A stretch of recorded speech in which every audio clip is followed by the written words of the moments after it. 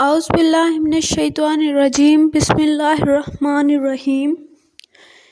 آج سورہ انبیاء کے فوائد، اس کی فضیلت، اس کے خواص آپ کے ساتھ شیئر کیے جائیں گے۔ سورہ انبیاء کو آپ کس مقصد کے لیے پڑھ سکتے ہیں، اس کے پڑھنے کا کیا طریقہ کار ہے اور اس کو پڑھ کر آپ کو کیا فوائد حاصل ہوں گے، یہ سب بیان کیے جائیں گے۔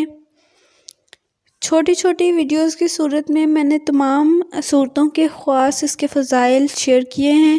ان سے مستفید ہونے کے لیے اس ویڈیو کو دیکھنے کے بعد چینل ضرور وزٹ کر لیجئے گا، اور اگر اچھا لگے تو ضرور سبسکرائب کر لیجئے گا۔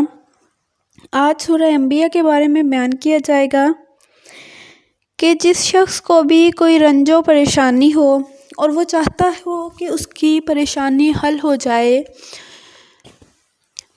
تو اسے چاہیے کہ سورہ انبیاء کو 71 دفعہ پڑھے یا گھول کر پی لے، تو اس کی پریشانی دور ہو جائے گی۔ اگر 71 دفعہ پڑھ کر دعا کرے کہ اللہ تعالیٰ میری یہ فلاں پریشانی حل کر دے، تو اللہ تعالیٰ اپنے فضل و کرم سے اس کی پریشانی کو حل کر دے گا۔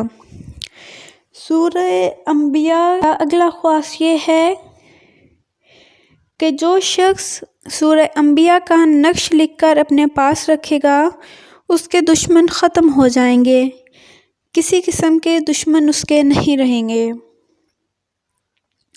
سجدے میں جا کر لا الہ الا انت سبحانک انی کنت من الظالمین کو 41 مرتبہ پڑھ کر رنج و غم سے نجات کے لیے دعا کی جائے تو ہر طرح کی پریشانی اور غم سے نجات مل جاتی ہے۔